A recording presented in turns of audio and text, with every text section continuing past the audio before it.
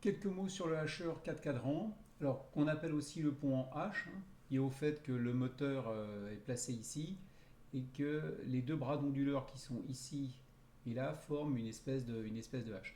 Donc je rappelle cet ensemble de deux interrupteurs l'un à côté de l'autre, on appelle ça un bras d'onduleur. Donc ici, ce pont H il est constitué de deux bras d'onduleur. Chaque interrupteur est constitué d'un transistor, alors ça peut être un MOSFET, ça peut être un IGBT, et d'une diode antiparallèle, c'est-à-dire qu'une diode qui laisse passer le courant dans le sens opposé ou au sens que laisse passer le courant le transistor.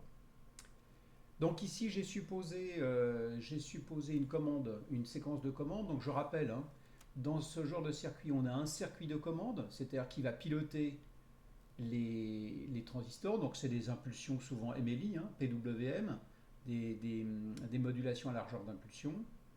Euh, et on a un circuit de puissance qui est le circuit par lequel circule l'intensité qui va passer dans l'induit du moteur. Donc ça, classiquement, hein, c'est un convertisseur statique pour piloter un moteur à courant continu.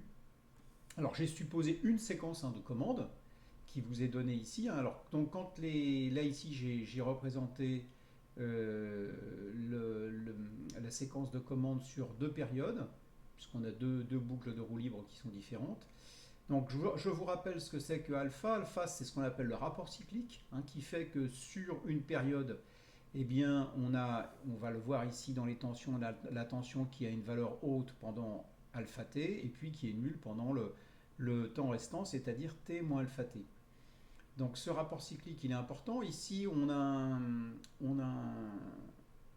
hacheur unipolaire, c'est-à-dire que on a une tension qui ne passe que d'un côté de l'axe des ordonnées.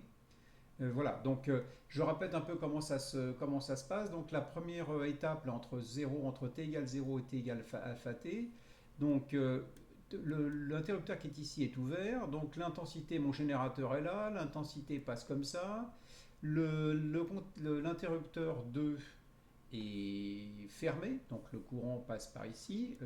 On se rappelle, hein, sur un bras d'onduleur, les deux interrupteurs sont commandés d'une façon complémentaire. Donc quand celui-là est fermé, celui-là est donc ouvert. Le courant passe dans le moteur comme ça, et puis ici, il redescend ici. Donc là, le circuit, c'est je passe par le transistor T2, je passe dans le moteur, enfin l'intensité passe dans le moteur et revient vers la batterie en passant par le transistor T3. Donc ça, c'est la phase haute, hein, qui est ici, la phase et ici, on a ce qu'on appelle, entre alpha t et t, on a ce qu'on appelle la phase de roue libre. Alors que se passe-t-il? En phase de roue libre, j'ouvre T2 et je ferme T4. Donc, enfin plutôt, le contacteur 2, je l'ouvre et je ferme le contacteur T4. Donc qu'est-ce qui va se passer? Je mets ici ma source de courant, l'induit de mon moteur à courant continu, c'est une source de courant, je la mets en court-circuit, et donc j'ai mon intensité qui tourne comme ça sur elle-même. C'est ce qu'on appelle la phase de roue libre. On ne peut pas laisser une source de courant comme un induit de moteur à courant continu en circuit ouvert, on est obligé de le fermer, d'où cette phase de roue libre. Et donc évidemment dans cette phase de roue libre, puisque on met en court-circuit l'induit du moteur, bah, UM, c'est ce qu'on a ici, hein, UM est égal à 0. Alors j'ai oublié de dire tout à l'heure que quand on est dans la phase 0 alpha t, bah, ce potentiel-là est au potentiel de l'origine de VE, et ce potentiel-là est au potentiel de l'extrémité de VE. Donc on a UM qui est égal à moins VE. On fera le même raisonnement pour la partie entre t et 2t, à part que la roue libre dans ce cas-là va se faire ici entre 1 et 2. C'est-à-dire la roue libre, le moteur va tourner en roue libre, enfin l'intensité va tourner en roue libre sur la boucle du dessus. Voilà, c'est la seule différence. Et donc on obtient le même chronogramme de tension avec une tension qui est égale à moins VE, nul, moins VE et nul.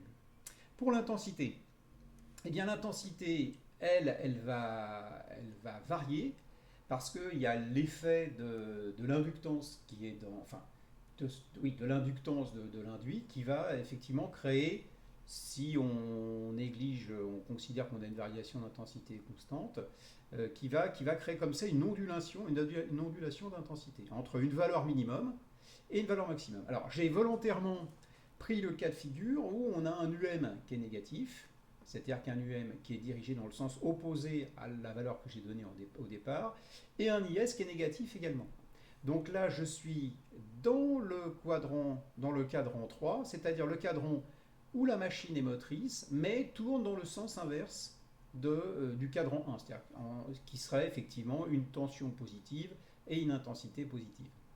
Vous notez bien une chose importante, au niveau du générateur, on a bien une convention générateur avec IE, l'intensité qui sort de la batterie, qui est bien alignée, qui est bien dans le même sens que la tension. Et au niveau du moteur, on a bien un comportement de type récepteur avec intensité et tension opposées. Donc ça, ce sont les cadrans 1 et 3, ce sont les cadrans moteurs, alors 1 dans un sens et 2 dans l'autre sens.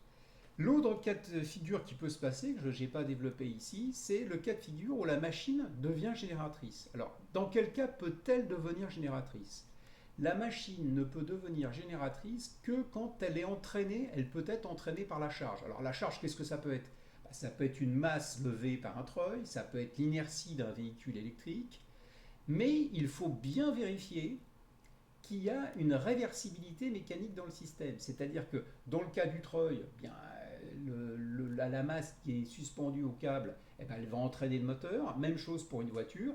Mais il y a des systèmes où, quand on laisse le système sous l'effet de la pesanteur, ben, il reste bloqué. C'est-à-dire qu'il y a un système de transmission qui fait qu'on n'entraîne pas le moteur.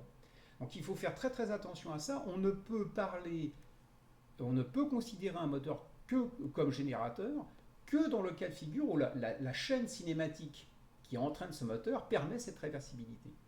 Et dans ce cas-là, on a une intensité qui va sortir dans le même sens que UM.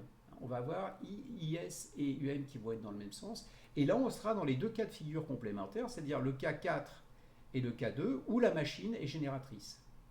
Encore une fois, je répète, ce n'est possible que quand la machine peut être entraînée par la charge.